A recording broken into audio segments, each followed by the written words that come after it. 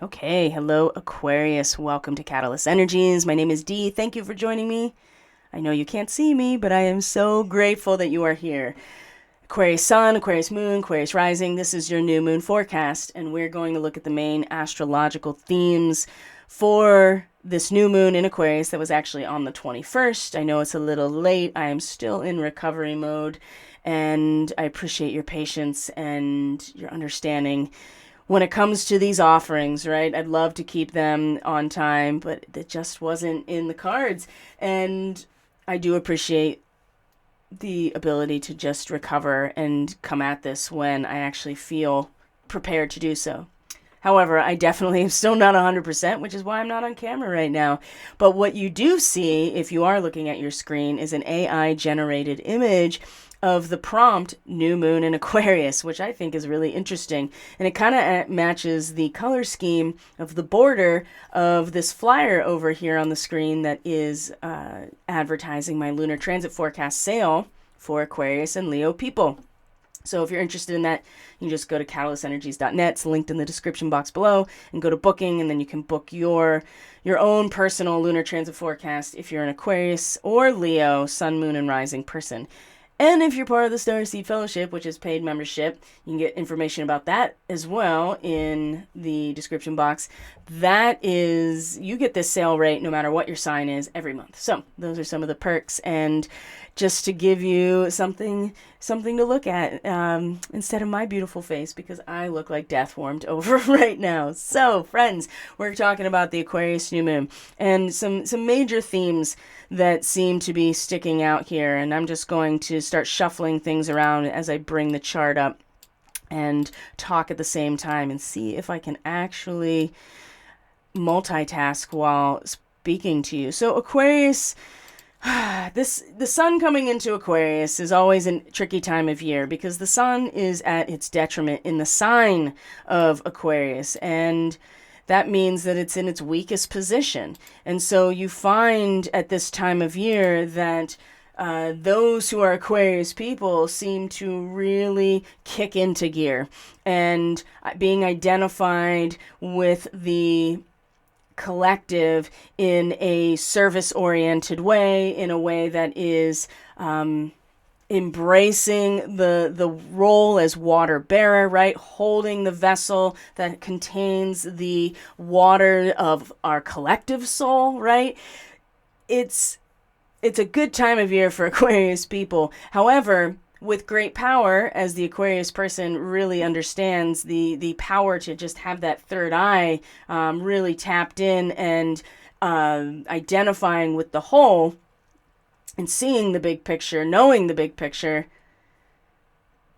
and being identified with the full collective. The danger here is in what happens when the resonance of that collective changes, when your identity is tied to the resonance of your idealized society, your social, just all of your social connections and networks at all, right? And now in the age of the internet and digital communication, Aquarius is definitely part of those networks as well, of communication, of the way we connect. Now, it doesn't strictly have to be technological. It can be spiritual tech as well, in which we communicate and come together and have one global mind, so to speak, the ideal of humanity that exists beyond the process of the flower of life, right? Which is the Capricornian law of nature. It all returns to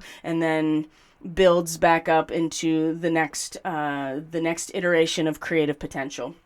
And it's the consciousness, it's the resonance of the whole that survives through the propagation of the ecosystem over and over and over. So what happens when the technology and the mechanisms that we have built over time are rendered inert or returned back to their original state or destroyed by something outside of our control? And the Aquarius person really, with this new moon, would be advised and take advantage of the opportunity to really assess and evaluate yourself in terms of, am I what is the nature of the circuitry or the network that I am part of, and what I'm identified with? Like, what is the nature of it? Where are the and not so much the intellectual aspects, but that vessel itself. It's one thing to be the water bearer. It's another to have a vessel that you're bearing water and holding to be cracked, to be leaking, to not have structural integrity, to be hit by lightning and it just all falls apart and the entire collective soul just seeps out, right? What does that mean? I think that this new moon is a really strong opportunity for everyone, but definitely the Aquarius person, because the Aquarius person is so identified with the collective resonance that the responsibility comes, it's kind of backwards in terms of with great power comes great responsibility. Well, where does your power come from? It comes from the heart. And for the Aquarius person, the opposite of you is Leo. And that is representative of the heart, of our vitality, of our passion, of our strength, our individual strength through creative expression, devotion, joy, right? Joyfulness or grief and the expression of grief, whatever is real and palpable. It's that Kundalini rising and releasing.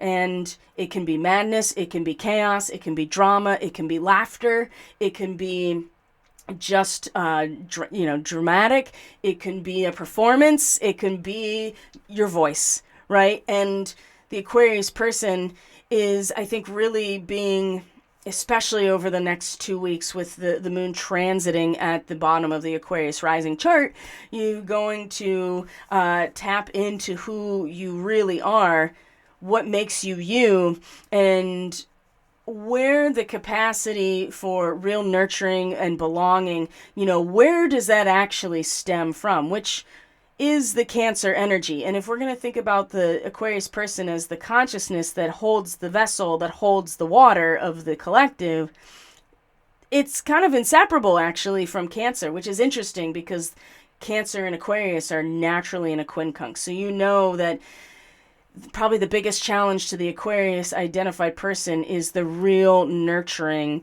that Cancer represents, the sensitivity, the subconscious intuitive mystery, and how that is nurtured or how that is, built in the everyday life.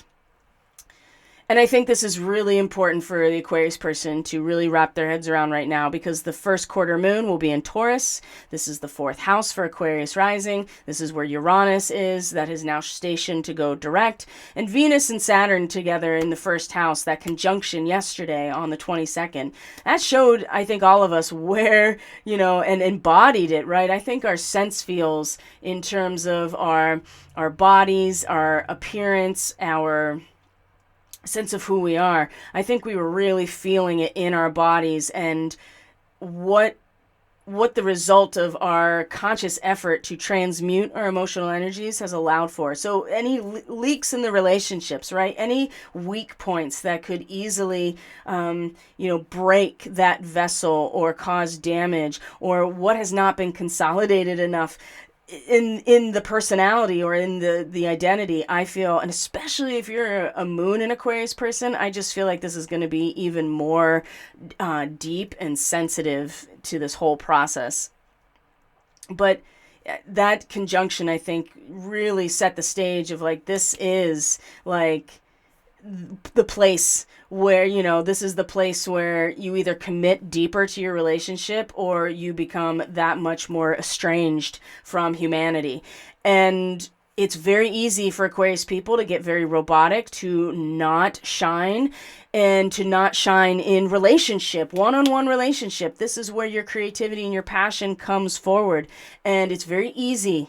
And especially with all this Aquarian energy with the sun, the moon, Venus, and Saturn right now, and starting with the new moon, it's very easy to get kind of oversaturated with for the greater good, identifying with the collective resonance, and not really giving yourself the space for the voice of, the Great Spirit to move through you in relationship. But Aquarius, I assure you, it's in relationship that you are going to find, this is where you do shine, is those one-on-one relationships. This is for the Aquarius rising people, this is where Leo is the 7th house. And so Black Moon Lilith, the lunar apogee, opposite almost directly. I mean, within just a couple minutes, you can see of this new moon over in Leo is almost this a way of anchoring us back into our relationships, whatever they are. And it could be our relationship to society, it could be the social contract, as that 7th house area of you and the rest of the world, or you and your whatever relationships you're in, family members, close friends, your clients, your customers, and not in your customers as a whole, but that one-on-one interaction. And what's interesting is that Mars here in Gemini, now also direct, is in your 5th house of where this creativity is truly expressed. And it's through the realm of mind communication. What's so interesting about Aquarius is that when you're engaged with humanity, boy, you seem like a Leo, because we are, I should say. And so to have Mars, your action-oriented energy, now direct, conjunct Aldebaran, right? That left eye of the bull, that bullseye, Archangel Michael. It has to be of the highest good, though. And when there's gonna be this trine with Mars that we're gonna see as the sun moves through Aquarius. That is going to be a really important moment of really seeing yourself for who you are, and allowing that reality to, and the vitality that comes from, not projecting yourself on other people, but actually seeing them for who they are. Wow. Mars is going to really there's just a creative risk, right? Maybe you take a risk to express yourself in some way. Maybe you take a risk to put yourself out there, to make your voice be heard, to communicate in some way, in a way that you haven't really directly done yet. Mars in the 5th house can really take some unnecessary risks, but it's, that bowstring has been drawn back and has been really ready to go. And I see this as a favorable time for Aquarius people, as long as they are not projecting that ideal onto other people and seeing them for who they are. Aquarius people can really be the ambassadors towards those who may be having a really hard time. They may be regretting some decisions. They may be questioning. And I'd say now that Mercury is direct, I mean, for the Aquarius person in Capricorn, this is going to be really below the surface, or certainly in the background, in the unseen. Right? But what'll be seen, and you can even see this here too, that Mercury and Mars are in their own quincunx right now as of the new moon. So there's even that kind of, how does this fit? And this was something that was a yod not that long ago, actually. Now that I'm talking about it, in a previous report, I had spoken a lot about that, the yod with Mercury and Mars. So they're still kind of in that relationship of how do I, I know that it's, the outward momentum is towards this bullseye, right? Just conquering every obstacle other than my singular mental goal. And that could be research, that can be observation. And with Mars, it's not really observing. There's some doing here when it comes to the realm of communication and expression and researching, and really being inspired by the forward momentum here. The quincunx here, I mean Mercury, since it rules, I didn't even plan on talking about this, but it seems to really be drawing my attention right now. Mercury, being the ruler of your 5th house, is the mind really does need to still be in a state of contemplation, some inner meditative focus, right? To tune your mind, your actual antenna into the resonance that you spiritually and in the unseen, in the astral, want to be tuned into. And that takes or that requires that you take your mind in some ways that you can't completely check back out. See, this is what I mean with Aquarius. I really feel like that you're going to have to assess if the relationships in your life, the social contract that you've been engaged with, the ideal that you have identified with, is it actually allowing your heart to sing? Do you feel creatively fulfilled? Do you feel joyful in that relationship? And it will come through this, need to really guard yourself and to be kind of like a watchdog. That's going to be the identity that is really going to come across very strongly, right? And that's going to be with the full moon at Imbolc, right? It's going to be at Imbolc. So you better believe, these are high points of ritual, and they are also astrological markers and seasonal markers. Astrological Imbolc will be on February 5th with the full moon in Leo. And that is going to be when the sun crosses the midpoint in Aquarius. It is the cross point between solstice and vernal equinox. And it's the pagan celebration of Imbolc really marks the beginning truly of spring. And we also have the Chinese New Year, which is the year of the water rabbit. My reference has it as the cat, and I'll read a little bit about that for you as well.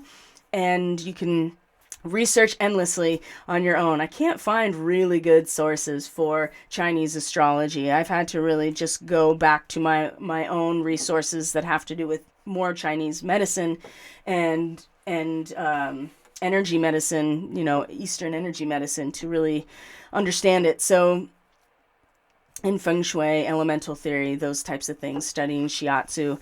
So I'll talk a little bit about that, because I think there's some really interesting things that go along with this year of the water rabbit or the water cat, and the fact that we're in a strong Aquarian time. Like, Pluto is going to move into Aquarius this year. Okay, and Uranus is is stationed direct, and Saturn has been in Aquarius. But the big one is that Pluto is coming into Aquarius. It's not like anybody has seen this in their lifetime. So there's a lot of this Aquarian and cat energy that I'd love to bring forward a little bit. Anyway, we'll get to that. Aquarius, you're going to have to come out of you have to actually come out and into the messy one-on-one relationship of life in order to establish if your heart feels full. And the challenge is going to be down in this fourth house, or in Taurus, where Uranus is direct, the North Node is in Taurus, and let's actually look at this. The first quarter moon from this new moon is going to be in Taurus. It's actually going to be conjunct the North Node directly. And in fact, it's going to actually be a T-square with the sun. So it's not only it's going to be very karmic, very, very karmic, this first quarter moon. So we know by studying the lunar cycles, we know that the first quarter is a time of crisis, a crisis in action. So since the new moon, the moon has taken the full brunt of the solar energy, and she's now slowly and gradually exposing us to the light, gradually, because we are ourselves not planetary bodies. We are in these avatar flesh suits, and the moon is our mediatrix in some ways. So at the first half of the cycle, it's very impulsive and organic and instinctual. And so when you hit the first quarter moon, these are when the instinctual personality or subjective experience meets their first resistance from the world around them. And we have to take action or change what we're doing. There's some sort of crisis point that has us, what are we going to do? And in this case, what are we going to do? It's like the bowstring is being pulled back into the sun in Aquarius. And this moment not only is pretty much coming into trine, 120-degree angle with Mars, this is, this means we're also coming into a trine with Aldebaran. So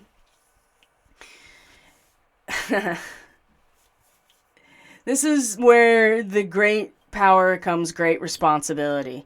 Without the power, you don't really take in the responsibility as the water bearer. You just become, part of the hive mind, or you become part of the Borg. Like, you relinquish your power. Now, if you want to keep your power, if you feel the power of God or the Great Spirit or your own passion move through you, and you want to, you want that power to resonate, to be your shining star at the center of your experience, then you have to be responsible for what that brings out and how that influences the collective. And yes, the axis of power right now with Taurus and Scorpio, especially towards Taurus, especially with Uranus also in this area, is where's our capacity? What happens when the landscape is shifting and there's no real consistency? It's outside of our normal everyday consciousness. Uranus, right? It's rapid change. There is something is definitely changing and shifting, and now it's starting to be on the surface. Uranus has been retrograde for months now, and now we're facing the storm, and Uranus is direct. So it's now the seismic activity is surfacing, it's finding a place of release, and it's testing our character, which is where is developed in the fourth house. And so all this Taurus energy with the sun in this T-square here at the first quarter moon, what are we going to do? Because there's a lot of energy drive, kind of anchoring the Aquarius person into the very world around them, and how the physical, natural energy of Taurus, right? The soil itself, the enriched abundance is the family. And what happens when things are changing there, or you are upgrading in that way? Your definition of family changes. What if there's a disruption there? What if, and with the North Node, it is very karmic, and the moon involved right on top of it, we're all going to feel it so personally. But for the Aquarius person, are you going to continue to be the seer and just be kind of like the oracle that doesn't actually engage with humanity? I mean, it's possible you could do that, but I would say that this first quarter moon with the North Node is going to pull us into action. We are going to have to put our money where our mouth is in terms of who we are, who we're identified with. Well, no choice, really, right? We'll have to do it just because there will be such strong challenge, I think, to what's going on underneath the surface of who we are, our root system, our sense of stability in the world. And this could very well be a currency thing. This very well could be, especially Aquarius rising people, it is the physical comfort that provides, and a sense of ancestry, and a sense of abundance and fertility and enrichment in a very physical way that provides the emotional security. So that's the other thing too, is when that is messed with, we're really gonna be faced with our ability to actually reestablish ourselves as that resonance is changing or being influenced in some way. So what day is that? That's the 28th where this is happening. A flag is seen turn into an eagle. That is 9 degrees Aquarius. Now, Eagle, eagle, eagle. The reason I bring this up too is because the new moon itself, 1 to 2 degrees of Aquarius, is conjunct the star Altair. And Altair is in the constellation of Aquila. It is the neck of the back of the neck of Aquila, the eagle. And I just want to take a few minutes here to just familiarize you and ourselves with what this fixed star really represents. Now, Aquila is a constellation. It crosses about 20 degrees of the zodiac from Capricorn into Aquarius. Altair is by far the biggest star. It's really easy to see. And if you're a person that has 0 to like 4 or 5 degrees Aquarius as your ascendant, this is a really important time for you. Because when you have Aquila rising, I mean, you really are in a position of either ruthless campaigning, military campaigning, or a seriously righteous, virtuous campaign of service to humanity. Now, Aquila, let's talk about Aquila first. The constellation of Aquila, like I said, is the eagle. And so it represents the eagle and has this Mars and Jupiter type of influence. And this has to do with Chaldean and Egyptian ancient astrology, like Ptolemy, gives a lot of influence to these stars and what they represent. So it's said to give, this is the star itself, Altair. It's really easy to see, Alpha Aquila. You can look it up. And it is said to give a great imagination, strong passions, indomitable will, a dominating character, influence over others, clairvoyance, a keen penetrating mind, and ability for chemical research. That sounds awfully familiar. It has also been associated with the sign Scorpio, and I think that's really interesting. So if you also have any of the fixed signs any fixed sign of Taurus, Scorpio, Leo, and Aquarius, if you have anything in those fixed areas, especially another sun, moon, or rising within 0 to 3 or 5 degrees, this is really going to impact you.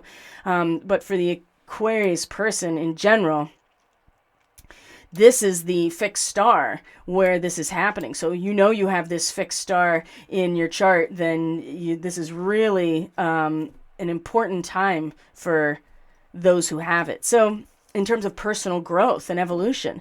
So Aquila is an eagle. Like I said, it is the one who brings the munitions. And it really has a mighty virtue attached to it, right? Because Aquarius is about, humanity as a whole.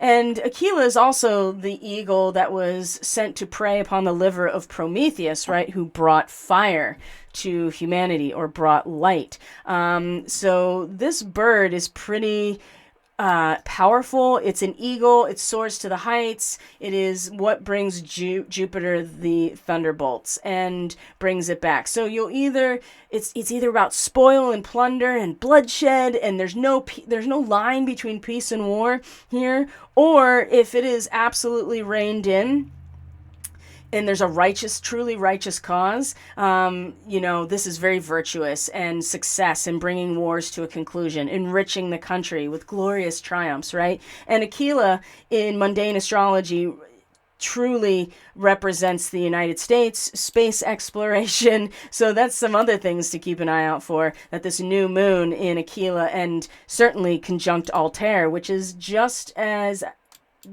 connected to Aquila and is also considered the flying eagle. Bold, confident, valiant, unyielding, ambitious.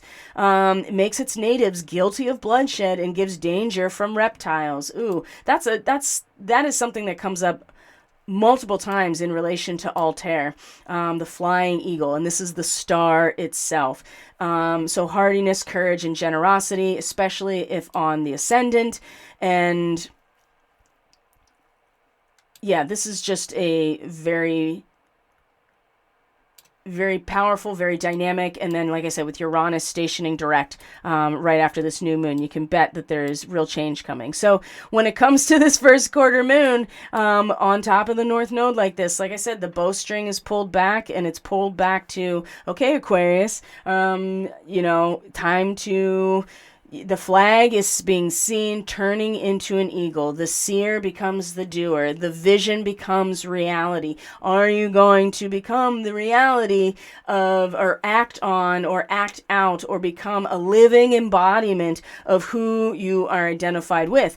And this first quarter moon is going to really test that big time, especially because the nodes are involved. So this is going to be very karmic for everybody. And for the Aquarius person, it's going to get right into the family. It's going to get into your most intimate relationships and how you feel. You know, do you feel safe? You know, where are the communities, the families, the connections, the relationships that where you feel you want to celebrate, that you want to be part of, that you want to consolidate your energy? Where is your root system? And does that allow you to create something in the darkest hours? Because I assure you that this is going to be a test for all of us, but for Aquarius, it's really going to be a test. It's really going to be a test in those areas of home, family, security, emotional security, right? The Cancerian type of area. And the moon is, at least the moon is exalted in Taurus. It wants to be in Taurus. It likes to be in Taurus. It feels, you know, just like the water feels held and is holding the soil, right? It can go both ways. There's that feminine connection with the moon and Taurus. And the only thing that's in Cancer right now for Aquarius people, it's Lilith.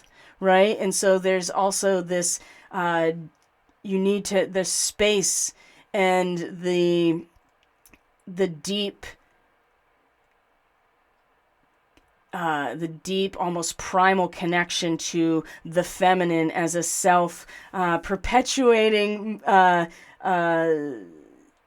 type of being, right? That imperfection, in not coming into form, is in fact is always the space. It's always there, the lunar apogee. It's only when the moon crosses over it that we have a sense of what it's like to take this infinite void or darkness or the womb, right? The womb of the universe, and to embody it ourselves. And that can be overwhelming and disempowering when our tiny little egos are then brought into awareness of this vast, formless womb of the universe. But the potential to create from within, when we don't push this away or push that away, or try to repress these really primal aspects of ourselves, I think that's incredibly powerful. And so this is in the 6th house for Aquarius. Cancer is a natural quincunx. And so while there's all this energy around, you know, identity and the world around us and even our minds, right? Chiron is going to false flag season, right? I mean, as soon as it came into 12 to 13 degrees, it was like the day it started with all kinds of events, right? And it will continue. It will continue for a little while longer, as long as Chiron is in this particular degree, because it's really meant to trigger people back into their wounds, to try to fix, you know, to push something along where it's not time to push it along. So, but for the Aquarian person, it's in our own mind, right? It's in our own mind, our own expression, our own thoughts, like almost too, like wanting to express oneself or share ideas or information in a way that is attempting to force a status quo, because we know what's coming and we're like, hey, you know, let's get this, let's put it out there. Let's express it. You know, let's try to get the ball rolling. I know where this is going, but that's, you know, prudence and patience is a big part of the energy right now.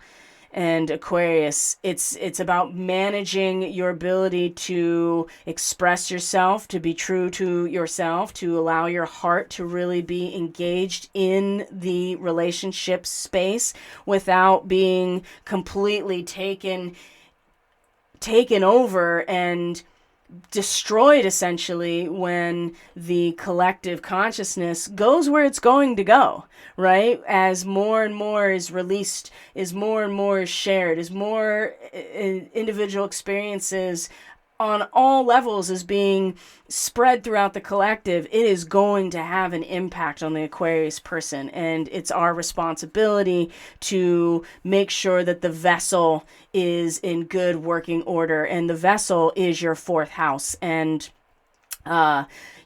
it may be kind of empty right now. You may have to fix the vessel. You may have to upgrade. There's a number of different ways you can look at this, but the Aquarius person, it's so important because when Pluto comes into Aquarius, I mean, the power released from individuals who are strongly Aquarian identified, and then you have, especially with the United States and space exploration and missiles and bombs being connected to Aquila. This is really important to be aware of so that you don't find yourself being overtaken by the experiences, but just being the bearer of them, okay? So when we get to the full moon, and there's certainly lots of other transits happening. I think Mars in a trine to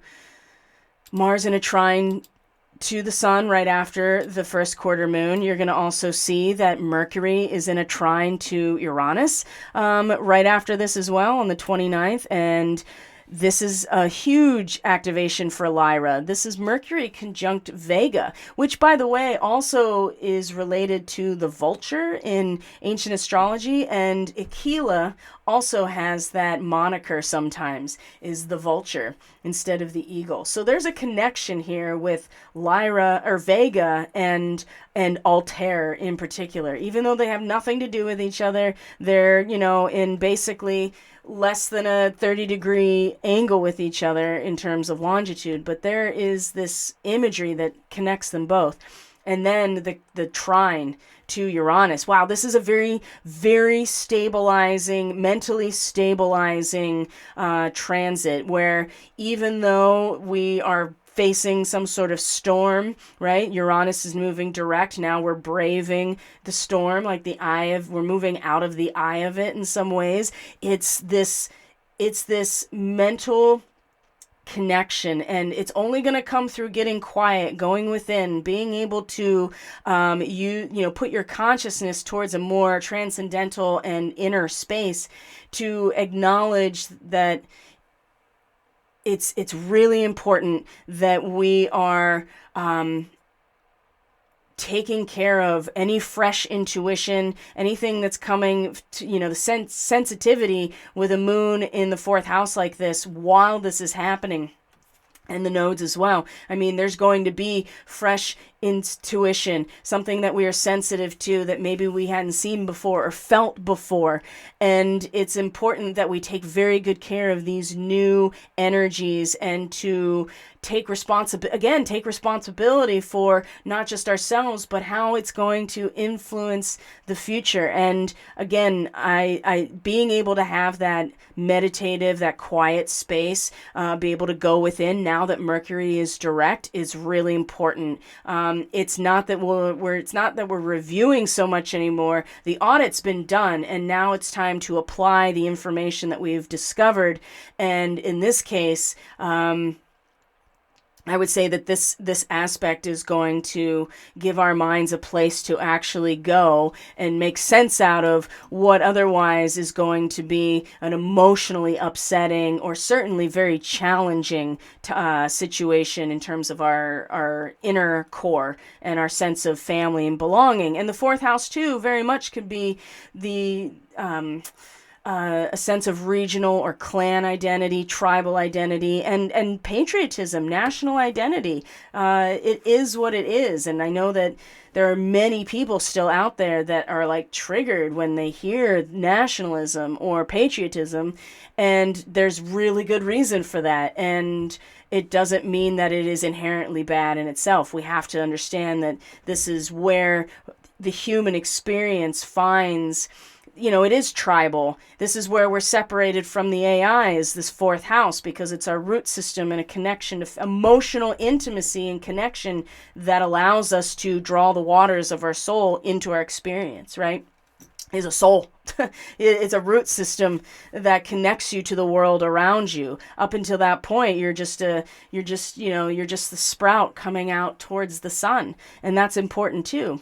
But yeah, there's going to be some sort of really, and the thing that's really going to bring it to the surface truly is going to be when the sun comes into a square with Uranus. But you can also see that the sun is in a trine to Mars, like I talked about. And as long as we are not projecting ourselves onto other people and expecting them to just be the screens in which, which again, as an Aquarius person, it's very easy to do that. You are the star, and in the relationship, you are the performer in a lot of ways. You are the Leo person, right? You really shine in relationship. And so as long as there's an identity with reality and the reality of yourself, and you yourself being realistic with yourself and not having people project onto you or not allowing that. And I would say that that's a big part of where this full moon's going to take us, honestly. In that case, you have Mars that's like, you know what? It's time to just put it out there. It's time to just take the nosedive, take the creative risk, express yourself, express your resonance from your heart and not so much your mind, but through your communication, through your expression, through your research, through your writing, whatever it is. It's the Gemini aspect is where the Aquarius person really, it's through those aspects that the joy or the expression of self is really engaged, is through the mind and intellectual pursuits and research, writing, expression, communication, all of that stuff. Yes, you're going to just be like, you know what, it's time to just put it out there, right? You're just going to, the bowstring has been pulled back, the obstacle is in the sights, and it's just going to be like, ding, and it's just going to go. And there's no turning back at that point. And maybe that also is going to be a reality check for some Aquarian people that are just like, oh shit, I thought I was like above all of this or outside of this. And it's like, no, nobody actually is. We're all in it, creating it together. So I think this is where Mercury in Capricorn for the Aquarius person, making sure that space, you're making that space to really get into the larger multidimensional picture of things so that you can anchor your own consciousness as the Aquarian collective consciousness is really making waves in your most vulnerable areas of life, which is your home and family. So that's pretty remarkable, I think.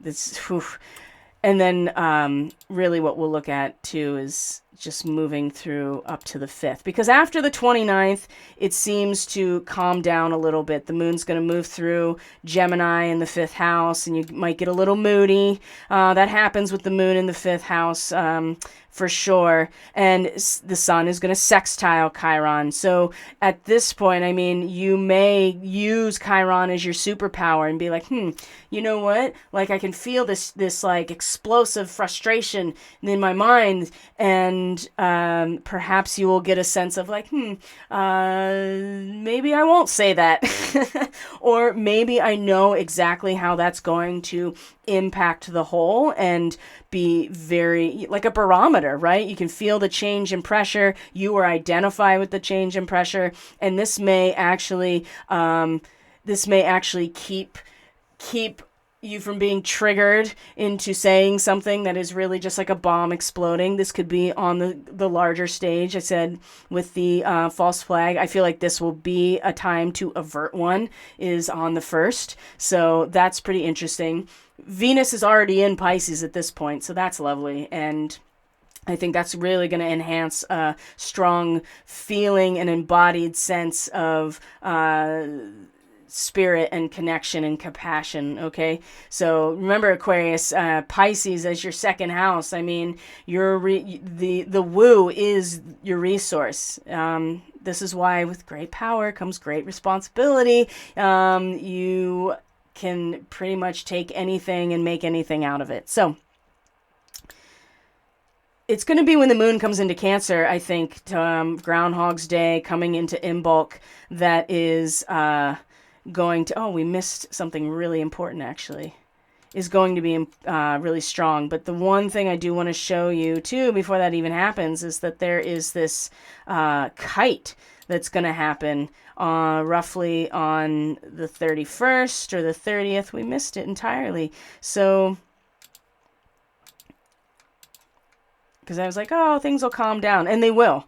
They will after the 29th, so next weekend. But on the way, we're going to find this kite. And there's one of those great opportunities again to really make the most out of... oh, no, I was right. Sorry, guys. We're almost done here because we're going to be leading up to this full moon. So it is when the moon comes into Cancer, and there's going to be this kite that forms with the moon in Cancer, Venus in Pisces, and the nodal axis. And you're going to see exactly what I mean when I get there. There we go. So, and where is the tip of this kite? Oh, it's down in the 4th house with the North Node in Taurus.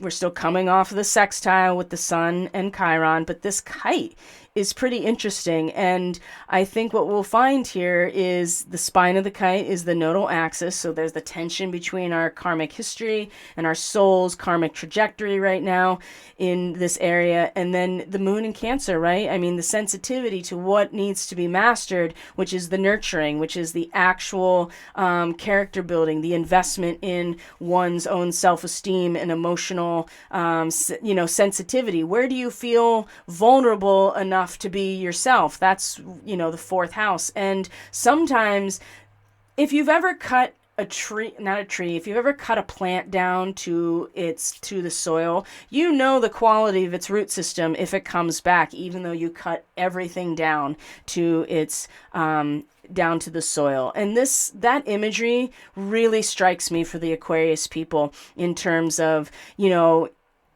it's not going to be outside of the entire realm of familiarity for Uranus with the Aquarius people, what it's doing, right? Even though it is hitting the area of our emotional security, we do have this sense of we know that this is what, we know that it's through the rapid change or the upheaval or the anxiety or the quantum leap in some ways, right? That third eye being forced open.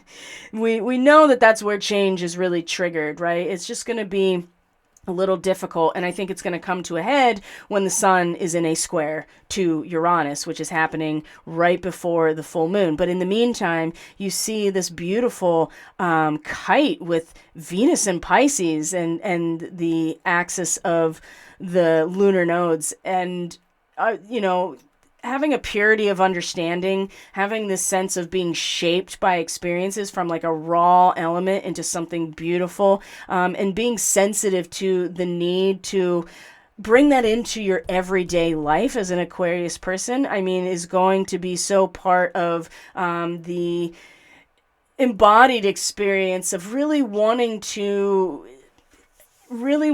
put your nurturing and your value and the growth of that and the call to the evolutionary process, let's put it that way, that there's a sense of quickening that's going to happen here. And as long as you can find that the sensitivity and the importance and the emotional connection to creating your own vessel, right? The Aquarius person is the water bearer and holds the vessel of the collective, but Cancer is about the individual's vessel and the sensitivity that you have to actually weave it into existence every day. This is the mastering of the craft for the Aquarius person. I just think it's such an amazing opportunity here. And then pointing down to this North Node in Taurus, it's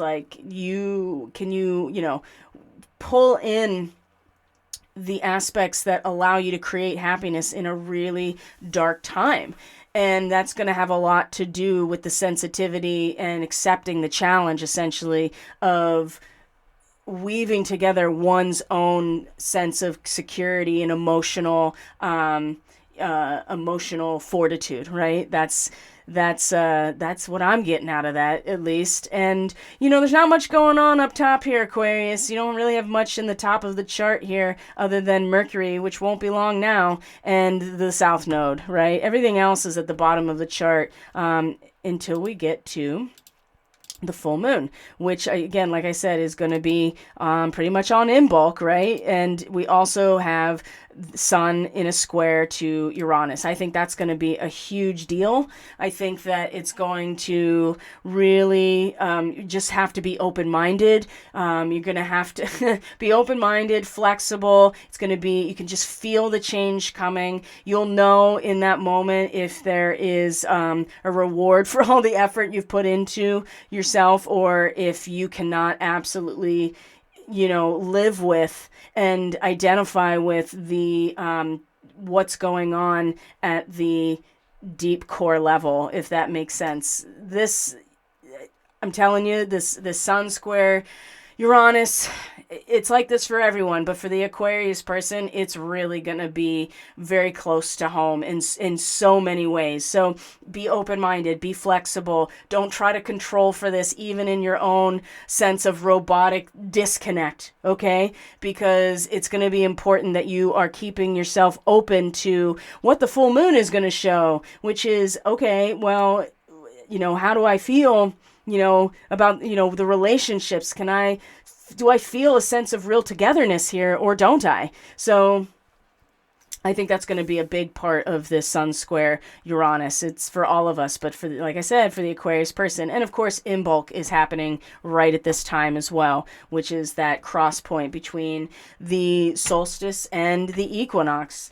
And like I said, this is a powerful time for ritual. So, whatever you decide to do with that and how you engage with that is between you, yourself, and the Great Spirit. But it's also important to know that when ritual happens and it is influenced by a strong passion here, you are going to have an influence on the collective consciousness. And there is a strong message of needing to be a watchdog, right? To guard your energies, Aquarius, because I also feel like that Sun square Aquarius, Uranus, the ripple effect through the collective could be really powerful. And if you are not plugged into who you are in your relationships and the role that you're going to play, if you want power but not responsibility, or you don't want the power, then you know that you are going to... It's very easy. Like I said, I could say this a million times and people still not get it. That Aquarius people, the influence of the collective consciousness is really close to us. So it's going to be very important that we treat our identity and our creative expression with a sense of like a watchdog, right? From astral intrusion, black magic. This is really high on the menu right now. So take care of yourselves and your channels, my friends. You yourself, Aquarius people, are walking antenna. And so you can either be an output signal or you can just be jacked into the matrix, right? So that's up to you. And the new moon is the opportunity to discover where there needs to be some work done on the network. Does that make sense? Where there are issues with the core programming that are influencing how one feels about themselves and how emotionally secure they feel and how strong their root system is, right? Because if you got a strong root system, like I said, you can cut everything down to the soil and it will grow back. And this whole time, I think for both Leo and Aquarius is really, but especially Aquarius, since the Uranus and the North Node are in that fourth house in Taurus, it's really going to establish, is it your root system or are you just jacked in? And even if you do have a root system that's strong and grounded, there's going to be patience. Patience, Padawan, right? We all need patience to allow these processes to unfold in accordance to the will of the universe, which is ultimately God's will, right? The Great Spirit. It is not something that humans are not going to, humans will not be responsible for a sentient AI, okay? It will be by the will of Source and Source alone if AI is imbued with sentience. Not our hand, that is for sure. So don't allow yourself to get too scared by every piece of messaging you could ever imagine that AI can be sentient. It can produce some amazing art, though, as we've seen. So, Aquarius, my friends, thank you for being here. I appreciate all of you so very much. If you are interested in your own reading, if you want to get on my email list, you can go to catalystenergies.net. That is in the description box below. Give you a little bit more of that AI-generated art. And keep in touch. Keep in touch, guys. There is social media in the description box below. Like I said, the website, if you are interested in the Starseed ministry, that's the live was broadcast earlier today, and so by tomorrow it will be up with the live chat functioning so that you can see it in real time if you want. And I'll see you on the flip side. See you on the flip side, Aquarius. Take care of yourselves. You are the antenna or the transmitter. The choice is up to you, and I choose love. So take care, everyone. Talk to you later.